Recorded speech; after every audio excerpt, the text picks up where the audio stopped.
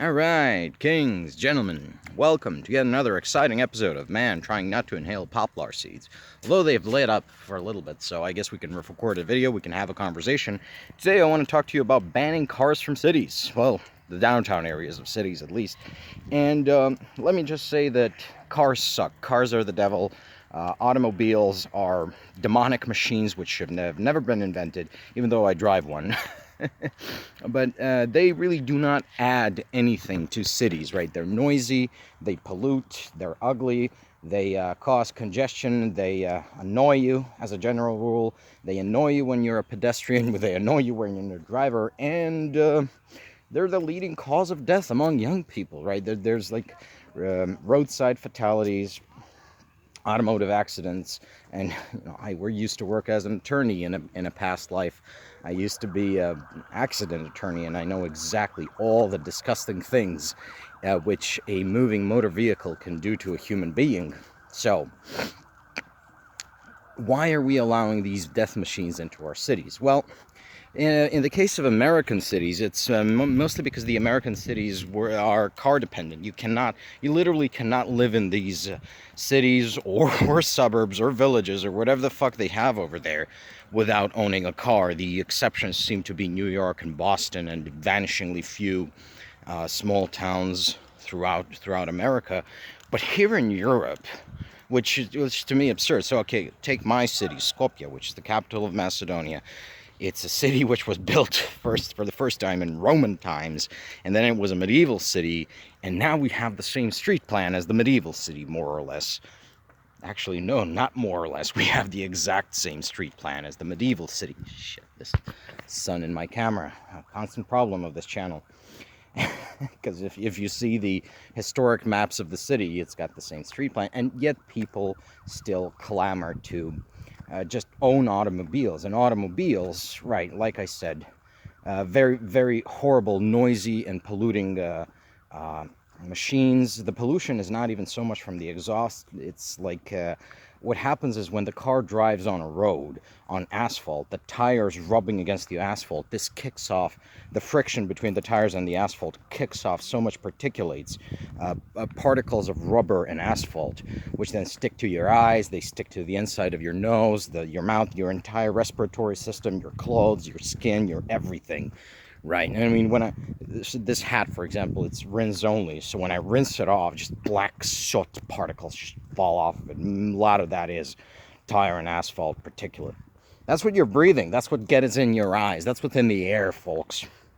And a lot of that really just comes from people driving to and fro when they absolutely don't need to. In Europe, like European major cities, European minor cities, European villages, they're all walkable. You don't really need to drive. Well, Skopje is actually becoming a little bit like an American city because our beautifully run local government, with ample assistance from the central government, has been actively destroying the public transit system. So word to the wise, if we're going to ban cars from cities, we have to revitalize the public transit systems. You have to actually have functioning buses and trains and trams and metros and everything. And you need to have bike-friendly infrastructure so people can bike to work instead of driving. But a lot of the problems come really from having a culture of driving. So a really well-known phenomenon here in Macedonia, which is, I would say, a sad testament to how far our culture has fallen, and not even relative to the highs of our medieval or ancient days, but just to the 90s, is you're going to have a Saturday traffic jam in downtown Skopje, not because people are going to work, because Saturday is not a working day in this country, but because people are going for coffee. And what does that mean? It means that people drive to where they're getting coffee, which is more like a social ritual than a beverage here in this culture. I've spoken before about, how basically that's how we socialize as people. We go out for quote-unquote coffee, and we just have conversations for hours on end. But people will drive to the coffee shops, park, and just park as close to the coffee shop as possible so that's to be seen emerging from an expensive vehicle, and thereby increase their social status, which is to me just disgusting behavior, if I'm being completely honest. You should not be judging people by the price of their car. We should be judging them by the elegance of their clothing. um, okay, that's as someone who puts a lot of thought and effort into dressmaking, maybe I'm biased there. But it is a sick fucking culture. It is a sick and disgusting way of running your...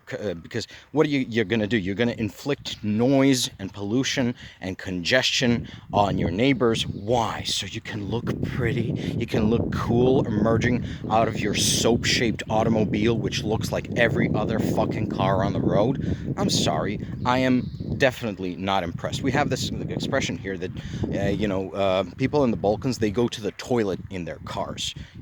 You're sitting in your living room, you're sort of vegging out, you get the urge to pee, you get the call of nature, you start your car to get to the bathroom and take a piss.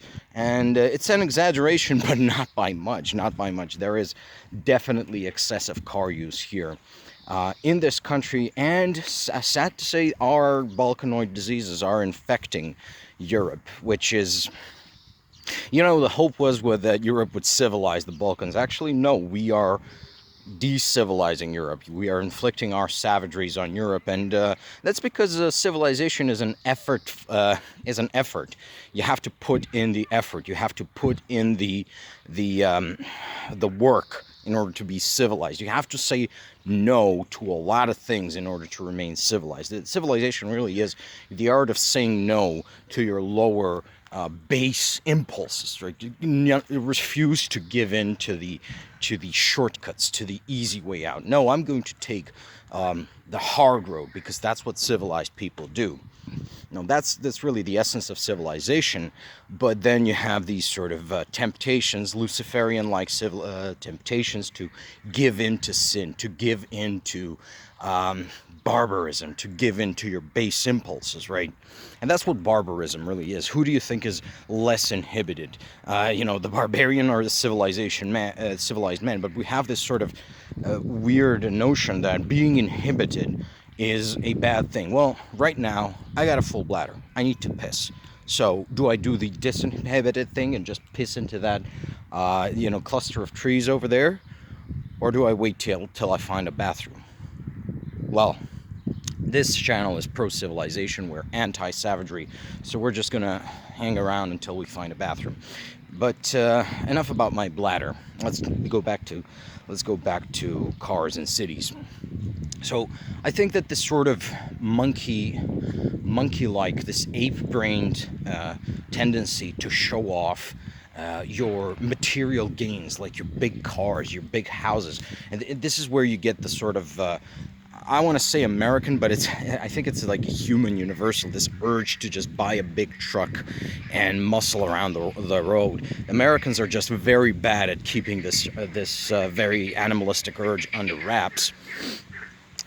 I think it needs to be nipped in the bud, and it needs to be nipped in the bud by state action, by the state very decisively saying that, no, we're not going to stand for this shit. We are going to have to be a civilized creature, whether you like it or not. This is not up for debate. And we're not going to tolerate your extended dick machine rolling around through the city, destroying our beautiful medieval and Roman, in many cases, neighborhoods. Because the downtown areas of European cities are where the Roman and medieval cities used to be. Well, in Skopje's case, the medieval city, because the Roman city is a little bit further off to the west. But that's really the reality of it, and the benefits would be substantial. You would have this oasis in the middle of the city where you are free of the noise and the pollution and the constant danger of automotive accident.